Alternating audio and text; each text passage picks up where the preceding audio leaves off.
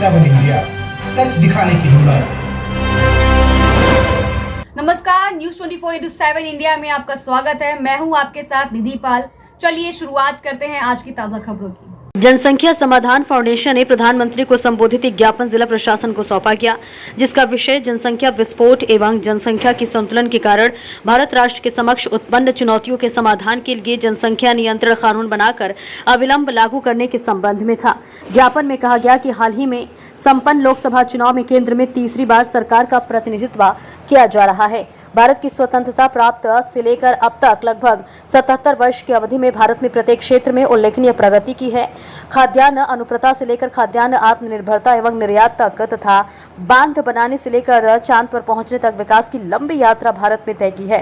परंतु 1952 में विश्व में सर्वप्रथम परिवार नियोजन कार्यक्रम प्रारंभ करने वाले भारत में सुरक्षा के मुंह की तरह बढ़कर 143 करोड़ के आंकड़ों को पार कर चुकी जनसंख्या के कारण यह विकास ओट में मुंह में जीरे के समान साबित हो रहा है।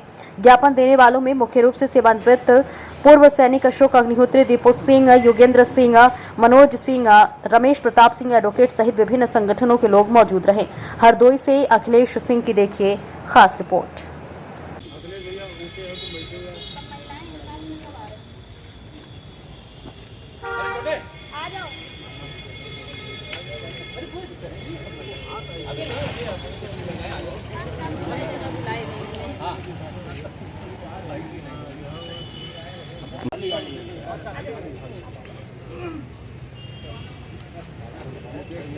जनसंख्या नियंत्रण कानून लागू हो। जनसंख्या नियंत्रण कानून लागू हो। देश की सुरक्षा कैसे हो? नियंत्रण से हो।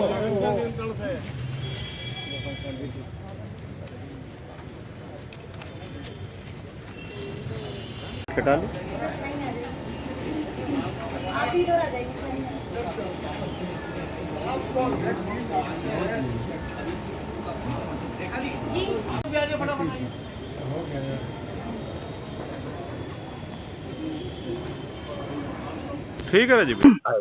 ये आयोजन जनसंख्या नियंत्रण के ऊपर है, क्योंकि हमारे देश में बहुत ही विस्फोटक स्थिति पैदा हो चुकी है जनसंख्या के ऊपर। उसमें चाहे जो हमारे संसाधन हैं वो धीरे धीरे जनसंख्या के कारण कम होते चले जा रहे हैं। उन पर जो है कोई भी व्यक्ति आगे आने वाले 10-20 सालों में ये नौबत आ जाएगी कि एक एक इंच के लिए लड़ाई होगी, जैसा कि अभी राजीव जी ने बताया है कि गृह युद्ध की स्थिति पैदा होगी। तो हम माननीय हमारे प्रधानमंत्री जी से निवेदन करते हैं और ज्ञापन के माध्यम से, जिलाधिकारी के माध्यम से हम ज्ञापन दे रहे हैं कि वो शीघ्र जो है जनसंख्या नियंत्रण कानून एक अमल में लाएं और उसको बनाएं। और जनसंख्या नियंत्रण कानून बन जाने के बाद में वो जो भी वो उसके प्रारूप जो मानक तय करेंगे, उस मानक के दायरे में जो भी आएंगे सरकारी से जो लाभ हैं वो उन्हीं को दिए जाएं। जय हिंद। आज आप लोगों ने ज्ञापन दिया। मैं रेखा दीक्षित, भारतीय किसान यूनियन महिला जिलाध्यक्ष हरदोई। आज हम लोगों ने यहाँ पर जनसंख्या नियंत्रण को लेकर के सभी गुट, सभी वर्ग के लोगों को इकट्ठे करके डीएम साहब को ज्ञापन देने के लिए यहाँ पर उपस्थित हुए हैं, जिसमें जनसंख्या नियंत्रण के लिए हम लोग यहाँ पर, जैसे किसी के 5-6 बच्चे हैं और घर में पढ़ाई के लिए पैसा नहीं है, गरीब मजदूर माँ बाप खेती करके पढ़ा रहा है, इसलिए हम लोग यही ज्ञापन देने के माध्यम से ये सूचित करेंगे कि हमारी जनसंख्या की वृद्धि को रोका जाए और कम से कम जिसमें हम लोग यहाँ रहने के लिए, खाने के लिए कोई भी समस्याओं की दिक्कत व समस्या न उत्पन्न हो। आज का देश में जो है बढ़ती हुई जनसंख्या को लेकर हम लोग प्रोटेस्ट करने के लिए आज यहाँ एकत्रित हुए, जिसपे एक कानून हमारे देश के प्रधानमंत्री जी को जल्द से जल्द बनाना चाहिए। बढ़ती हुई आबादी से लगातार जमीन, जल, हर चीज की कमी और सारी विसंगतियां पनप रही हैं।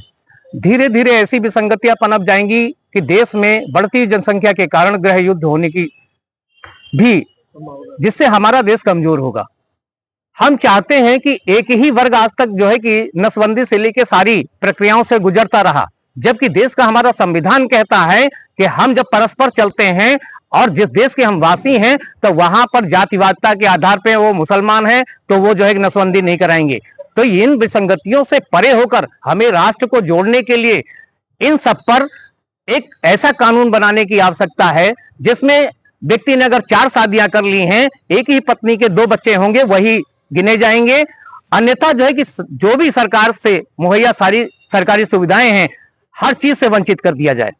ऐसी हमारी मांग को लेकर जो है कि आज हम लोग जिला अधिकारी के माध्यम से हमारे देश के यशस्वी प्रधानमंत्री जी को ज्ञापन सौंप रहे हैं कि आप जल्द से जल्द ऐसा कड़ा कानून बनाइए जिससे हमारे देश का संविधान की भी रक्षा हो और हमारे देश की भी सुरक्षा हो।